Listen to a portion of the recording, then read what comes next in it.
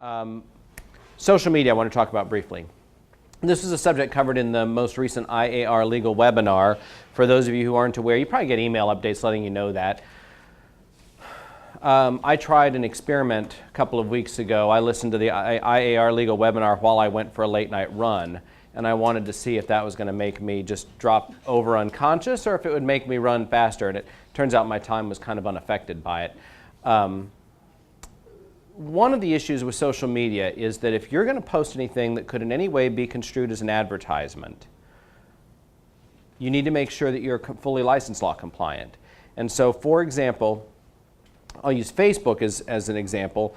Those of you who are friends with me on Facebook know that I use Facebook 99% for personal stuff. You'll very rarely see anything business related, and when you see something that's business related, even then it's almost never an explicit advertisement. Hey, if you want to buy a house, come see me, or hey, ask me about this special program where there's free money available or down payment assistance, whatever.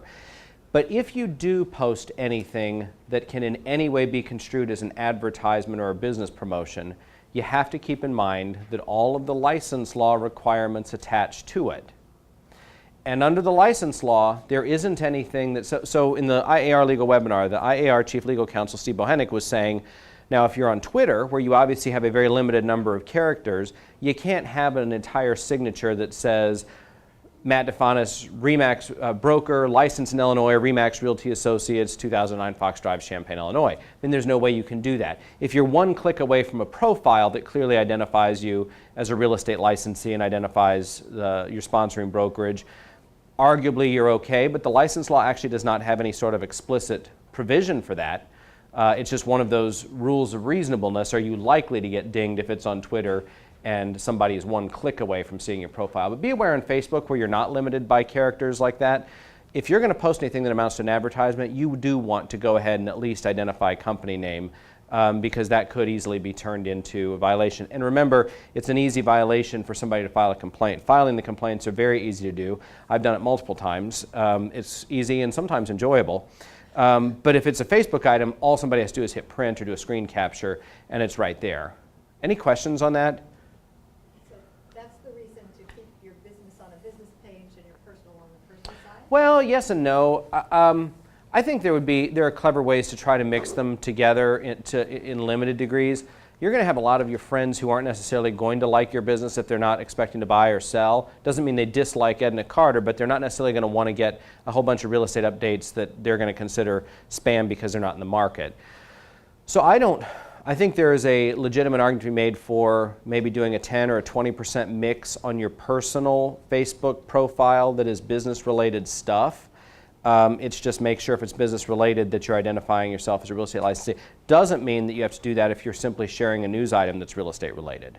A lot of us, that's one of the most useful things that keeps in people's mind you're a real estate professional, sharing stuff of general public interest by reposting a link to a current news story, something about mortgage rates, something about new housing starts, a link to the latest News Gazette article, which they run every month, every time we do a press release. So that's okay. You don't have to do anything special there. But if you're saying anything like, hey, come see me if you want to buy or thinking of selling, call me, be sure that you are license law compliant on whenever it's possible right there in that post.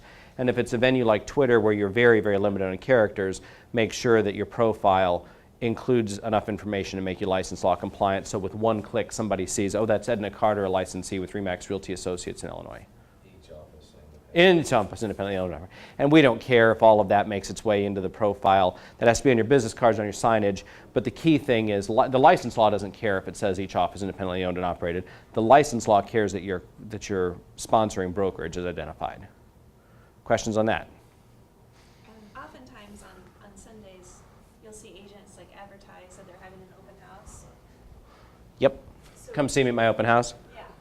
So at the end of the post, they should state their arguably. Fox Drive. Yep.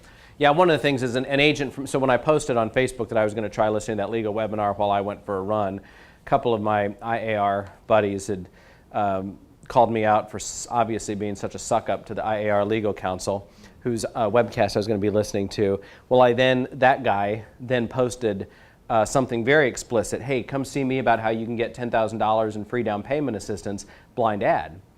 I said, so I then private messaged him on Facebook and said, remember how you subjected me to great ridicule for listening to that IAR legal webinar in the middle of the night while I went for a run? Well, let me tell you, you're going to go to real estate prison because you weren't listening to it.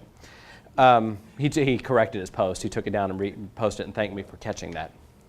So always be mindful of that sort of thing. Anything that could be construed as an advertisement, you want to make sure that you're fully licensed law compliant.